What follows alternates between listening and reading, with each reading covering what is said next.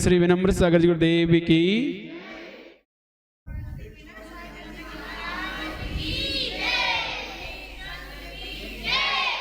अब समय है परीक्षा समाधान का।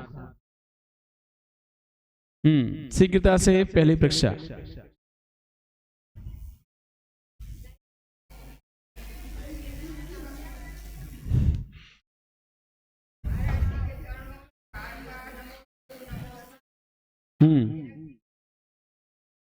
इच्छामी। माइक चालू।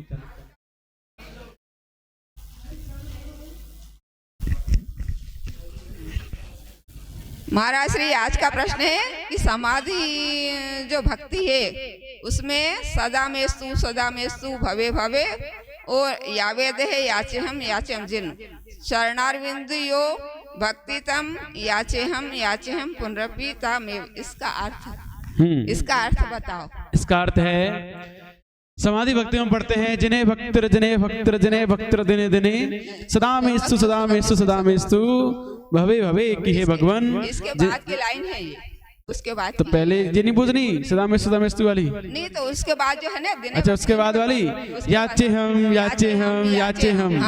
तो चन्नार विंध्योर भक्ति हम याचे हम पुण्यपी तामेव। तो यहाँ कहा जा रहा है भगवान याचे हम, मैं याचना करता हूँ।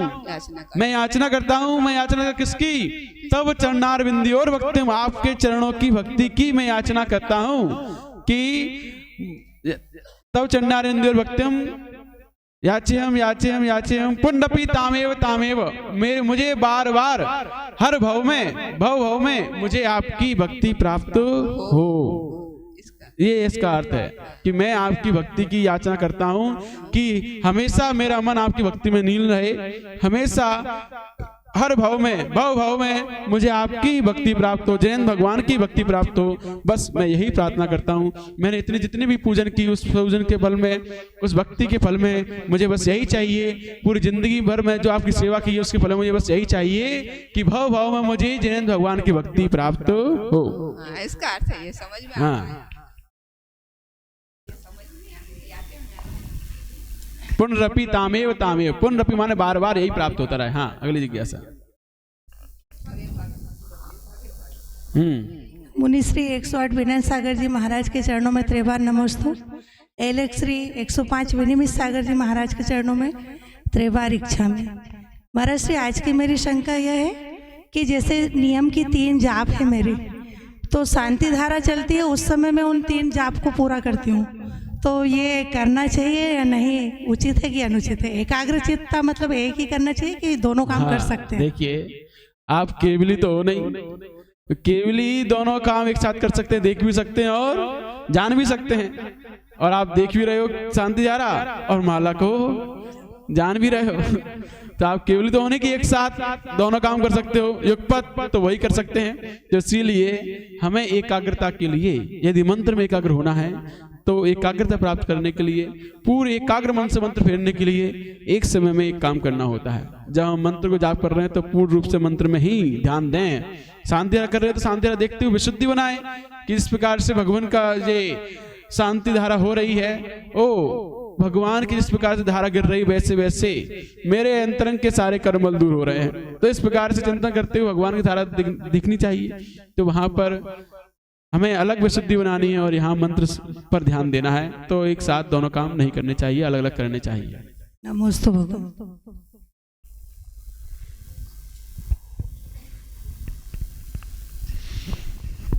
गुरुवर के चरणों में त्रैवार नमोस्तु। एलक जी के चरणों में त्रैवार इच्छा में। मुनिवर, मेरा प्रश्न है कि सिद्ध भगवान के अभिषेक होते हैं या नहीं, और सिंहासन पे विराजमान करना चाहिए या नहीं, या बेदी जी में ही विराजमान रहते हैं? और कल जैसे प्रश्न आया था उसमें प्रतिमा के अंतर्गत उनको नहीं गिना गया, तो क्यों? देखिए, सिद्ध भगवान आप जिनको मान रहे हो वो सिद्ध भगवान की प्रतिमा नहीं है। जो आप जो बीच में वो होता है कटआउट आकार, वो प्रतिमा नहीं कहलाती है। क्योंकि प्रतिमा का स्वरूप क्या है? प्रतिमा का स्वरूप है, प्रतिमा की परिभाषा है कि जो 8 अंग 8 पांगों से पूर्ण हो, सुसज्जित हो 8 अंग 8 पांगों से, उससे प्रतिमा कहते हैं। और उसमें कितने अंग हैं, कितने उपांग हैं? उसमें न कोई अंग है ना उपांग है, वो मात्र एक निराकार आकार दिखाने के लिए कि भगवान का कोई आकार नहीं, वहां शरीर नहीं होता है, वो एक स्मृति रूप चिन्ह है मात्र, प्रतिमा नहीं है। प्रतिमा तो सही कहते हैं, इसमें 8 अंग 8 उपांग पूर्ण रूप से बनाए जाते हैं, उससे प्रतिमा कहते हैं। इसीलिए उस आकार वाली प्रतिमा को प्रतिमा के अंतर्गत नहीं गिना जाता है। और उस प्रतिमा को आप सिंहासन लगाओ, पहली बार तो प्रतिमा है ही नहीं, तो उसको क्या कहते हैं, वेदी में रखने की आवश्यकता ही नहीं है, क्योंकि उसमें प्रतिष्ठा ही नहीं हो पाती है। अब प्रतिष्ठा कैसे होगी उसकी? क्योंकि जब पंच कल्याणक होते हैं तब भगवान की प्रतिमा पर अंकन्यास की जाता है, मंत्र अंकन्यास, पूरे मंत्र लिखे जाते हैं। अब वो मंत्र कहाँ लिखेंगे उस पर? उसमें कोई अंग है ना उपांग, कहाँ लिखेंगे उस पर? कैसे अंकन्यास होंगे उसके ऊपर? तो कैसे वो प्रतिष्ठित होगी? तो वो हो ही नहीं सकती है। तो इसीलिए प्रतिमा सिद्ध भगवान की भी होती है, लेकिन वो कैसी होती है? वो प्रतिमा ऐसी होती है जिसमें पूरे 8 अंग होते हैं, पूरे 8 उपांग होते हैं। जैसी हरिंद्र भगवान की प्रतिमा होती है ना, वैसी सेम डिट्टो वही प्रतिमा होती है। बस अंतर इतना होता है कि उनके यहाँ पर वक्ष स्थल पर श्रीवस्त्र बना होता है, वो श्रीवस्त्र सिद्ध भगवान के नहीं होता है। उनके केस नहीं होते श्री सिद्ध भगवान के, हरिंद्र भगवान के केस होते हैं। और सिद्ध भगवान के नाखून नहीं होते, हरिंद्र भगवान के नाखून होते हैं। बस इतना सा अंतर होता है उनकी प्रतिमा में और इनकी प्रतिमा में। प्रतिमा दोनों की एक जैसी होती है, बस सिद्धों की केस से रहित होगी, अष्ट प्रातिहारों से रहित होगी, क्योंकि सिद्धों को प्रातिहार नहीं होते हैं, उन्हें सिंहासन चमर आदि नहीं लगाए जाते हैं सिद्ध भगवान की प्रतिमा को, क्योंकि वो अष्ट प्रातिहार अरिहंत के ही होते हैं, सिद्धों के नहीं। तो इसलिए वो अष्ट प्रातिहार से रहित और चिन्ह से रहित, उसमें केवल सिद्ध भगवान लिखा होता है, कोई चिन्ह नहीं होता सिद्ध भगवान का। तो प्रतिमा वैसी की वैसी होती है, बस 3-4 चीजें अलग अलग होती हैं। केस नहीं होते, नाखून नहीं होते और श्रीवस्त्र नहीं होता है, अष्ट प्रात्यार नहीं होते, चिन्ह नहीं होता, तो वो सिद्ध भगवान की प्रतिमा कही जाती है। कहीं पर है? बहुत जगह देखी नहीं है, है। बहुत जगह है। कई कर्नाटक उत्तर भारत में ही बहुत मंदिरों में है, जहाँ जहाँ विराजमान सिद्ध भगवान की प्रतिमा है इस प्रकार की, वहाँ वहाँ सब जगह है। नमोस्तु गुरुदेव। हाँ, मुनिवर के चरणों में त्रिबार नमोस्तु नमोस्तु नमोस्तु। एलक जी को इच्छा में महाराज जी, हमने एक श्रावक के मुंह से ऐसा सुना है कि जब स्त्रियां भगवान के सामने नमोस्तु करती हैं तो उनको अपना सर जमीन से स्पर्श नहीं करवाना चाहिए, हाथों पर रख कर करना चाहिए। तो ये सही है क्या? देखिए, ऐसा तो कहीं नहीं पढ़ने में आता है कि सिर मस्तक जमीन से नहीं लगाना चाहिए। दिक्कत क्या है? गवासन से, इसीलिए स्त्रियों को कहा गया है गवासन से नमोस्तु करने को। कोई गवासन से जब नमोस्तु करते हैं तो हमारा पूरा सिर जमीन से टच हो सकता है। अन्य किसी मुद्रा में स्त्रियों को नमोस्तु करने को मना कहा गया है। पंचांग नमस्कार मना किया है, जैसे पुरुष लोग करते हैं ना, पंचांग घुटनों के बल खड़े बैठकर नमोस्तु करते हैं, वो मना किया स्त्रियों को। साष्टांग नमस्कार मना किया स्त्रियों को, लेकिन गवासन में वो सिर पूरा जमीन से लगाकर नमस्कार कर सकते हैं।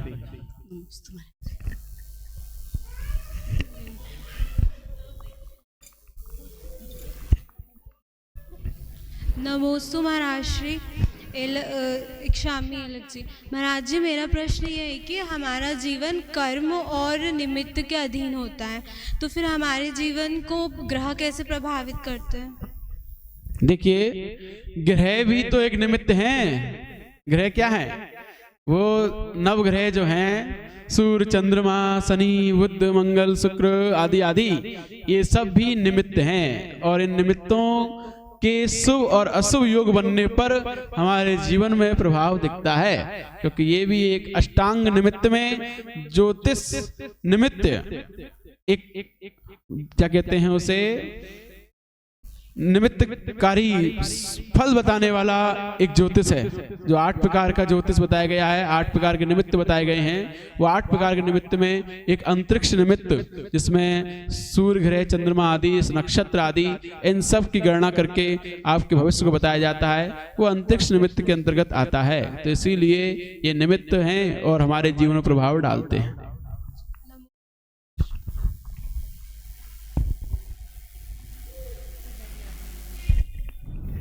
नमोस्तु महाराज श्री एलक जी को इच्छा में।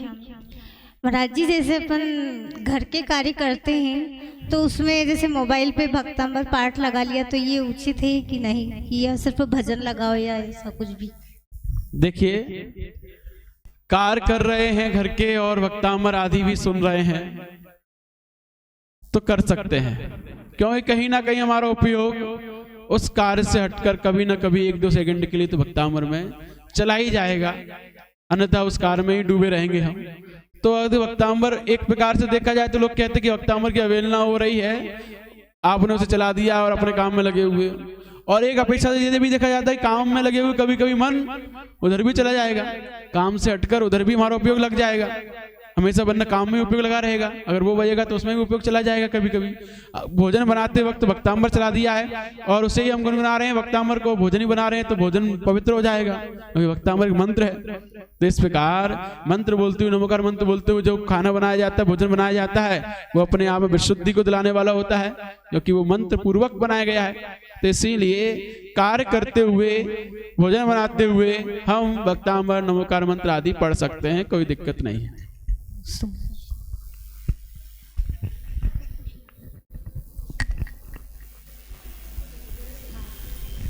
गुरुवर के चरणों में नमोस्तु एलक जी को इच्छा में। महाराज जी, मेरा प्रश्न यह है कि 14 और अष्टमी के दिन विशेष रूप से उपवास एकासन क्यों किए जाते हैं? देखिए, गृहस्थ जो होता है वो बहुत व्यस्त होता है, और व्यस्त होने के कारण से पूरे महीने में अब वो कब धर्म के लिए जीवन जिए, कब अपने लिए जिए, तो पूरे महीने में 4 दिन फिक्स कर दिए हैं, अष्टमी 14, और ये पर्व के दिन हैं। कैसे हैं? पर्व के दिन हैं, तो उनसे कहा जाता है कि भैया पूरे महीने तुम दुकानदारी में ही और घर परिवार में ही लगे रहते हो, कम से कम 4 दिन तो धर्म कर लो। जो पर्व के दिन है इनमें तो अपने लिए समय निकाल लो, धर्म के लिए समय निकाल लो। तो इसीलिए अष्टमी 14 को पर्व के दिन होने से विशेष महत्व दिया जाता है, क्योंकि पर्व में हमारी विशेष विशुद्धि बनती है, विशेष हमारे परिणाम श्रेष्ठ बनते हैं। जैसे कि पर्युषण पर्व आते हैं तो अलग ही विशेष रुचि होती है, अलग ही विशेष परिणाम बनते हैं, ऐसे ही अष्टमी 14 भी एक पर्व हैं, उनको अपने यहाँ पर्व की संज्ञा दी गई है। इसीलिए उन कम से कम पर्व के दिनों में तो कुछ करो। जैसे पूरे साल भले ही नहीं मंदिर अवसर नहीं जाते, 10 दिन तो जाते हैं, तो ऐसे ही पूरे महीने भले ही ना कुछ करो, लेकिन 4 दिन महीने में अष्टमी 14 तो कुछ करो, अपने लिए धर्म के लिए कुछ करो। इसीलिए उन 4 दिन का विशेष महत्व दिया जाता है।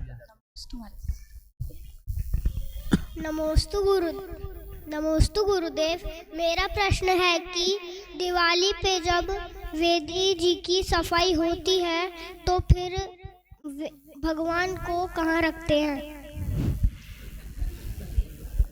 भगवान को उच्च स्थान पर रखते हैं, कोई अच्छे से स्थान पर, है ना। जब वेदी की सफाई होती है तो भगवान को तुम देख के सुनो, जब दिवाली पर वेदी की सफाई हो ना, तब आके देखे ना भगवान कहाँ रखे हुए हैं, तो देखोगे पता चल जाएगा कहाँ रखते हैं। ठीक है। नमोस्तु महाराज जी, नमोस्तु शामी एलक जी। महाराज जी, मेरा प्रश्न है कि मम्मी जी और हम दोनों साथ पूजा करते हैं, तो मैं जल्दी पूजा करके विसर्जन कर देती हूँ, तो ऐसा करना चाहिए या नहीं? देखिए, कर सकते हैं आप। आपने अपनी स्थापना अलग की है, आप अपनी विसर्जन करके जाइए, वो अपनी स्थापना अलग करेंगे, वो अपनी विसर्जन करके जाएंगे। स्थापना अलग अलग होनी चाहिए क्या? हैं? स्थापना अलग अलग होनी चाहिए। देखिए, अगर आपने स्थापना साथ में भी की है तो आपको विसर्जन करना है तो आप थाली में करके चले जाओ, है ना। अपनी थाली विसर्जन करके चले जाओ, टोने में बाद में जो करेगा वो कर देगा। ठीक है।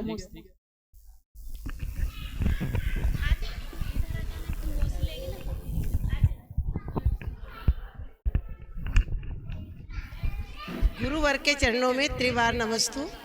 एलक जी के चरणों में इच्छामी इच्छामी। महाराज श्री, मेरा प्रश्न है, चंडाल, नीली, सेठ सुदर्शन आदि के उपसर्ग के समय देवों ने आकर सहायता की, जबकि महाबीतरागी पांचों पांडव मुनिराजों को गर्म लोहे के आभूषण पहनाए गए तो भी किसी देव ने सहायता क्यों नहीं की? कृपया समाधान करें। ऐसा क्यों होता है, किसी को तो सहायता करते हैं देव और किसी को सहायता क्यों नहीं करते? ऐसा इसलिए होता है, ये सब अपने अपने कर्मों का प्रभाव होता है। आपने भजन पढ़ा, सुना होगा वो वाला भजन कि मोक्ष के प्रेमी हमने कर्मों से लड़ते देखे। और इसमें जब पाषाण द्वारा कथन आता है कि तद्भवते मोक्षगामी, पत्थर तक पड़ते देखे, कर्मों ने नाही बख्शा, पत्थर तक गिरते देखे।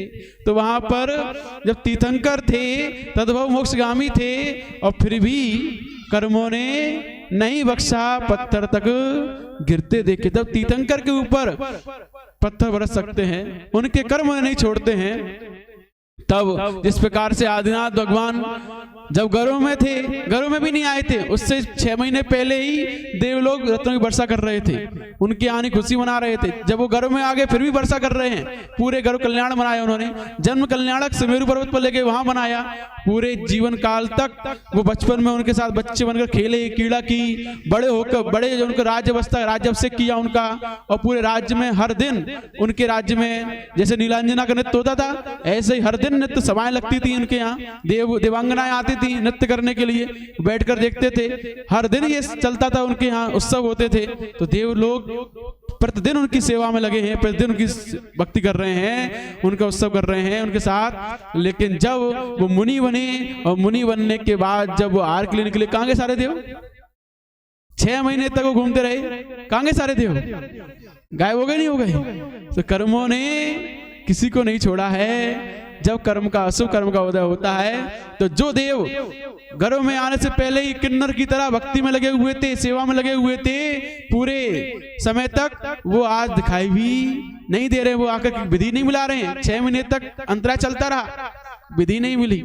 तो ये कर्म का उदय होता है, तब कोई देव आकर भी, चाहे वो तीर्थंकर ही क्यों ना हो, उनकी भी सेवा मदद नहीं करते हैं। तो कर्म का उदय होने पर कोई रत्ती मात्र, एक कण मात्र भी आपको देने में सक्षम नहीं है। यदि अशुभ कर्म का उदय है तो कोई भी व्यक्ति, चाहे कोई देवता ही क्यों ना हो, वो भी आपको एक रत्ती भर भी देने में सक्षम नहीं है। यदि आपको पुण्य कर्म का उदय है तभी आपको वो कुछ दे सकता है, अन्यथा नहीं। हम अशुभ कर्म के उदय होते तो इधर भटकते हैं, उधर भटकते हैं, यहाँ से भटकते हैं, वहां से भटकते हैं, और सोचते हैं वहां मिल जाएगा, वहां से हो जाएगा, यहाँ से काम हो जाएगा।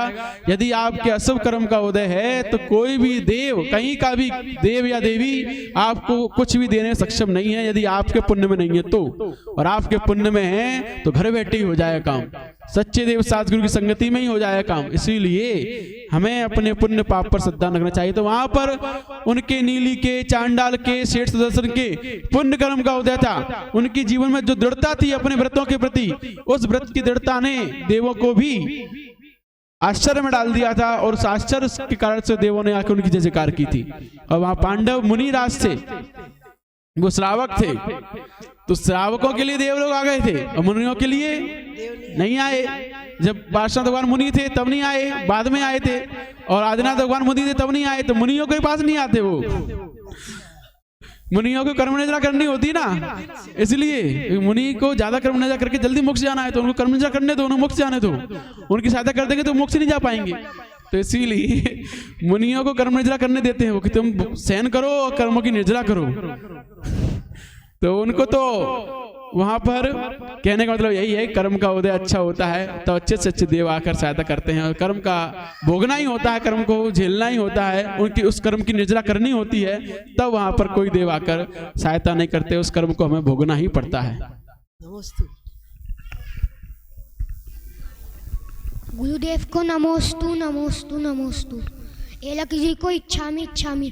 गुरुदेव, मेरा यह प्रश्न है कि क्षेत्रपाल जी एक होते हैं और मंदिर इतने साले, तो अकेले इतने सारे मंदिर के रक्षा कैसे करते हैं? क्षेत्रपाल एक होते हैं, लेकिन उनके अंदर विक्रिया करने की शक्ति होती है। वो अपने एक शरीर को कई शरीर बना सकते हैं, कई।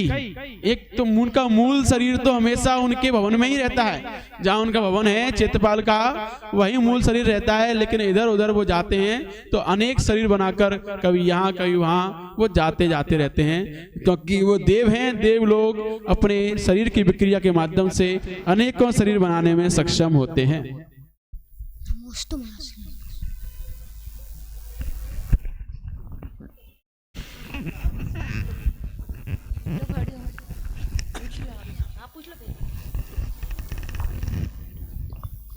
गुरुवर के चरणों में त्रिकाल नमोस्तु नमोस्तु। एलक महाराज जी के चरणों में इच्छामि च।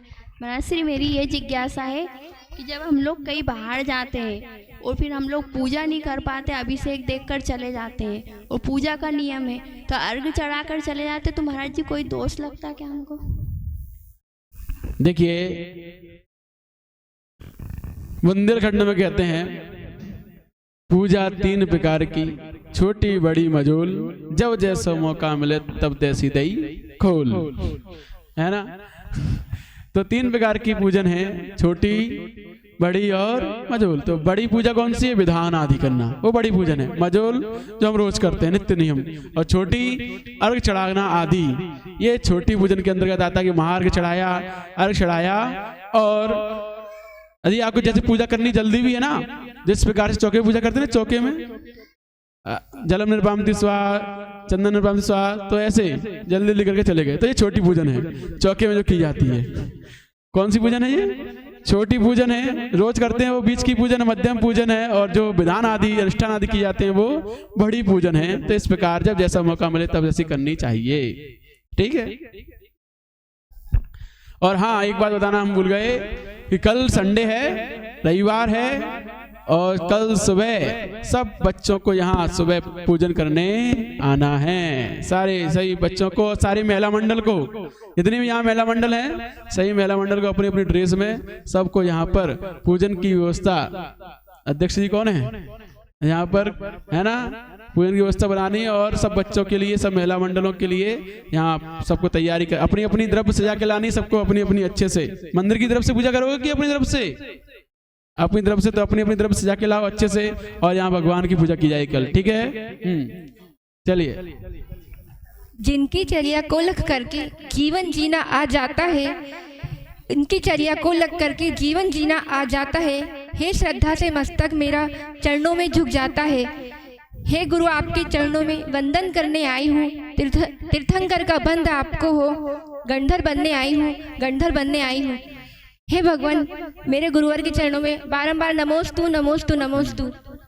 महाराज जी, जैसा आज दोपहर की क्लास में आया था, चल सम्यक्त्व के में मतलब दोष लगता है, भगवान में भेद करते हम शनि, तो ऐसे जैसे महाराज जी के मतलब हमारे जैसे किसी भी, हमने कहीं हम किसी मुनि के सानिध्य में बैठे हैं, वहाँ पर कोई भजन चल रहा है, लेकिन हमें हर जगह हमारे ही गुरु दिखते हैं, तो महाराज जी से प्रशस्त राग में तो हमें उसमें भी दोष लगेगा? नहीं, हमारा क्षयोपम सम्य दर्शन है, तो क्षयोपम सम्य दर्शन में ऐसा होता ही है कि हमारे क्या कहते हैं, समर्पण एक के प्रति होता है। हमने बताया था कि समर्पण तो एक के प्रति होता है, लेकिन श्रद्धान और सम्मान सबका होता है, वही सम्य दृष्टि होता है। क्योंकि गुरु हमारे जीवन में एक ही होते हैं, जिनसे हम शिक्षा लेते हैं, दीक्षा लेते हैं, प्रायश्चित लेते हैं, वो गुरु एक होते हैं। लेकिन हमारे 3 करोड़ राज भी गुरु हैं, तो वो हमारे लिए श्रद्धांजलि है, अर्थात उनके प्रति हमारी रुचि है उनकी भक्ति करने की, उनका सम्मान हम करते हैं, लेकिन समर्पित एक के प्रति ही हो सकते हैं। तो इसीलिए समर्पण एक के प्रति है, श्रद्धान और सम्मान सबका होता है। हाँ, कुछ नहीं। नमोस्तु।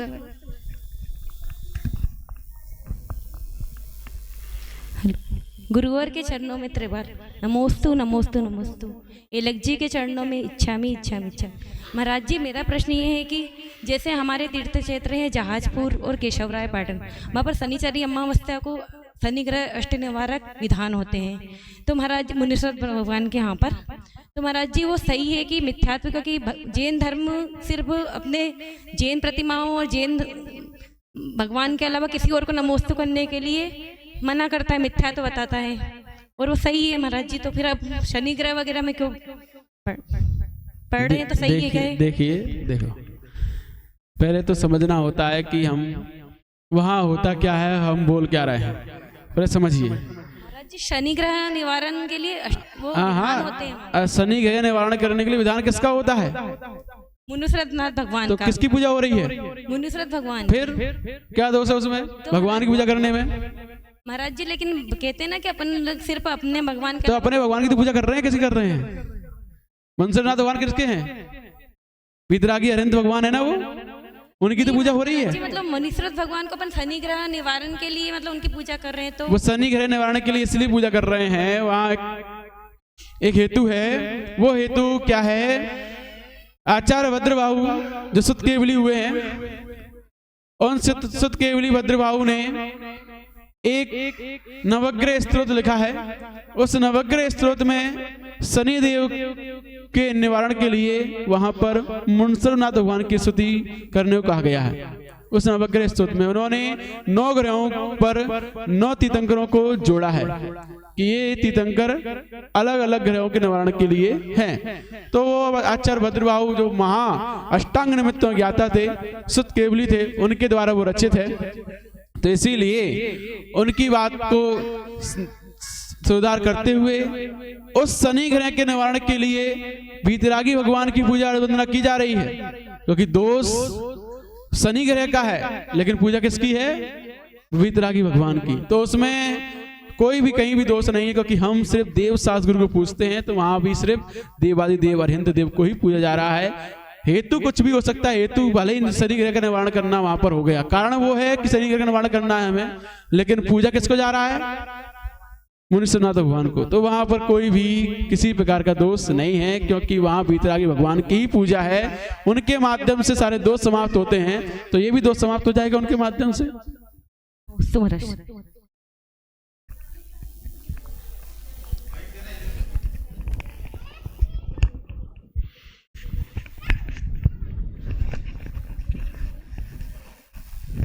महाराज जी के चरणों 3 बार नमस्तु नमस्तु नु इच्छामि इच्छामि।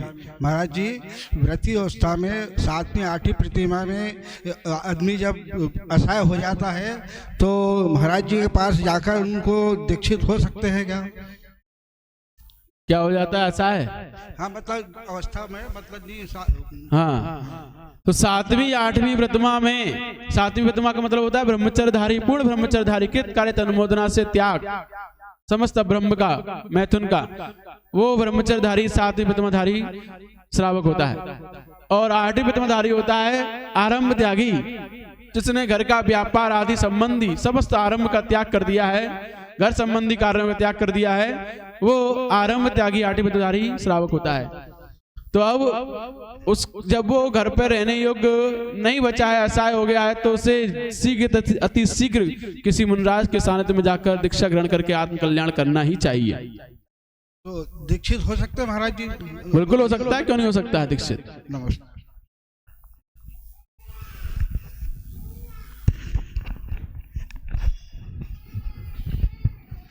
महाराज जी के चरणों में त्रिवार नमस्तु।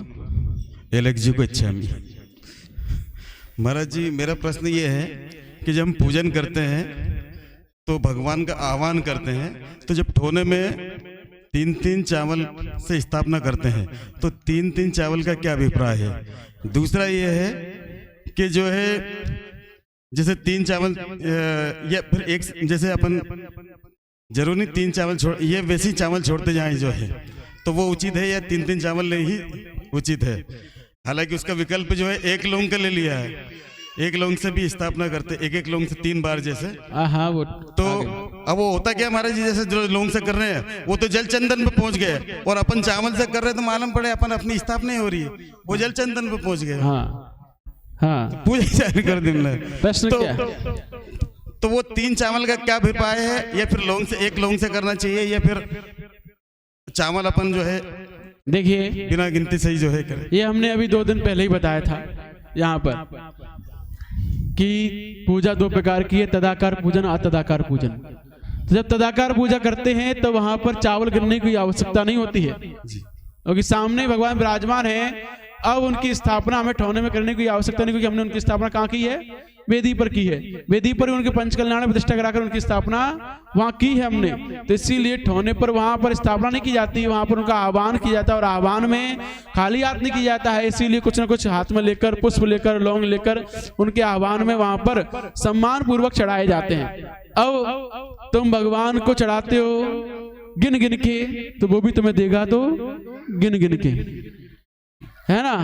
तो इसीलिए कभी गिनना नहीं चाहिए, जितने भी पुष्प आए आपके हाथ में चढ़ा देना चाहिए। हाँ, तो वहाँ गिनने की कोई आवश्यकता नहीं है। मेरा यही महाराज जी, गिनने की आवश्यकता नहीं है वहाँ पर, क्योंकि वहाँ तदाकार पूजा की जा रही है। और जब अतदाकार पूजा की जाती है, जब सामने भगवान नहीं है, तब उस लौंग में, चावल में, श्रीफल में, बादाम में, एक में देव की, एक में शास्त्री, एक की गुरु की स्थापना की जाती है। तो 3 चढ़ाए जाते हैं जब सामने भगवान नहीं हो, और उन 3 को हमने देव शास्त्र गुरु माना है और उसकी पूजा हम कर रहे हैं। तो ये अतदाकार पूजन में की जाती है। तो ये भेद समझना होता है। लेकिन हमने क्या किया है, तदाकार पूजा में ही अतदाकार पूजा मिक्स कर दी है। इसीलिए दोनों परंपरा को एक साथ लेकर चल रहे हैं, हमें पता ही नहीं हम कर क्या रहे हैं। और विसर्जन में फिर नहीं गिनो अपन जो है, तो गिनना नहीं है महाराज जी। कोई गिनने की आवश्यकता नहीं है, आपके हाथ में जितने भी यहाँ सब चढ़ाइए जी।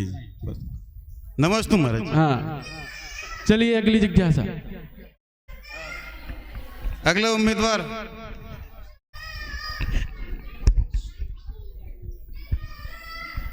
गुरुवर के चरणों में त्रैवार नमोस्तु नमोस्तु नमोस्तु।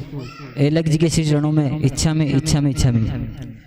गुरुवर, लोग अक्सर कहते हैं कि भाग्य से बढ़कर कुछ नहीं है, और वही मिलता है जो भाग्य में लिखा होता है, और वही होता है जो भाग्य में लिखा होता है। परंतु गुरुवर, हमने यह भी सुना है कि पुरुषार्थ से हम सब कुछ बदल सकते हैं और हमें सब कुछ प्राप्त हो सकता है। तो क्या वास्तव में भाग्य और पुरुषार्थ में बढ़कर कौन है, और क्या हम अपने पुरुषार्थ से भाग्य को बदल सकते हैं? देखिए, वर्तमान में जो हमें कुछ मिल रहा है, ये वास्तव में हमारे भाग्य से ही मिल रहा है। लेकिन आगे जो भी मिलेगा वो हमारे पुरुषार्थ पर निर्भर करेगा। तो इसीलिए वर्तमान में जो मिल रहा है वो सब पूर्व का मिल रहा है।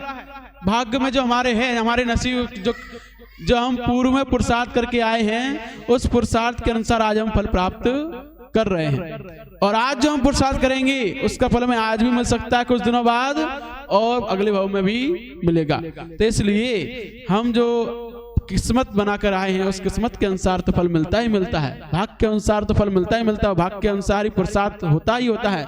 लेकिन कहा जाता है कि कर्म के रेख में भी मेघ बुद्धजन मार सकते हैं, कर्म क्या चीज है उसे भी हम संहार सकते हैं। तो बुद्धजन है, श्रेष्ठ लोग हैं, बुद्धिमान लोग हैं, वो कर्म के जाल में भी मेघ उसको काट सकते हैं, और कर्म क्या चीज है उसे संहार सकते हैं, उसको भी नष्ट कर सकते हैं। वो पुरुषार्थवान व्यक्ति कर पाता है। तो इसीलिए हम पुरुषार्थ पर ध्यान दें, भाग्य अपने आप निर्मित होगा। श्रेष्ठ पुरुषार्थ करेंगे, श्रेष्ठ भाग्य अपने आप बनेगा, और उस भाग्य से फिर हमें सब कुछ सहजता से प्राप्त होगा। तो मिलता भाग्य से ही है, ये सत्य है। लेकिन भाग्य को हम बदल सकते हैं कब? यहाँ पुरुषार्थ करके आगे आने वाले भाग्य को हम बदल सकते हैं। इसीलिए पुरुषार्थ भी मुख्य है और भाग्य भी मुख्य है, दोनों ही मुख्य हैं। एक कोई भी, दोनों एक सिक्के के 2 पहलू हैं, हेड और टेल, दोनों लेके चलने पड़ेंगे। एक चीज को लेकर कोई नहीं चल सकता। अकेले भाग्य के भरोसे बैठे रहोगे तो कुछ नहीं होने वाला है, और अकेले पुरुषार्थ के भरोसे रहोगे, भाग्य को नहीं मानोगे, तो वहां पर भी डिफीट खाओगे। तो इसीलिए भाग्य भी है और पुरुषार्थ भी है, एक सिक्का है, पहलू हेड और टेल दोनों साथ रहते हैं। तो ऐसी भाग्य और पुरुषार्थ दोनों साथ लेके चलना चाहिए, दोनों ही मुख्य हैं। नमस्ते।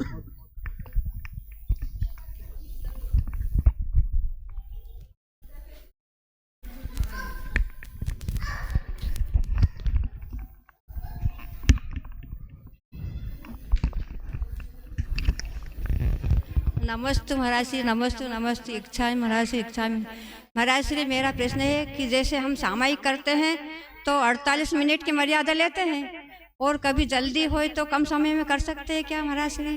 उसका फल क्या मिलता है? देखिए, सामायिक 3 प्रकार की होती है, उत्तम, मध्यम और जघन्य। तो जो उत्तम सामायिक होती है वो 6 घड़ी की होती है। कितनी घड़ी की? 6। एक घड़ी में कितने मिनट? 24 मिनट। एक घड़ी में 24 मिनट, तो 6 घड़ी में कितने हो गए? 2 घंटे 24 मिनट। जो उत्तम सामायिक होती है, उत्कृष्ट सामायिक।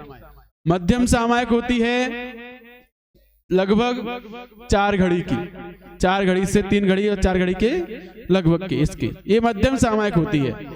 और जघन्य सामायिक होती है 2 घड़ी की, मतलब 48 मिनट।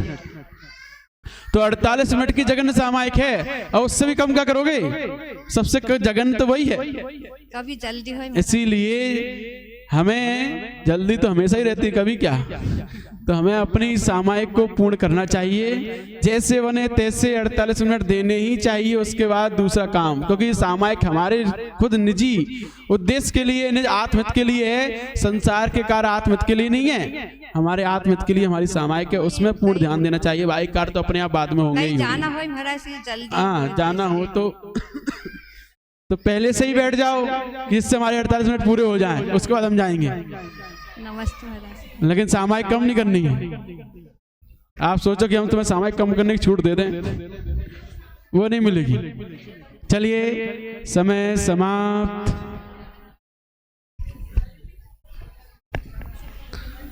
हाँ प्रश्न मंच।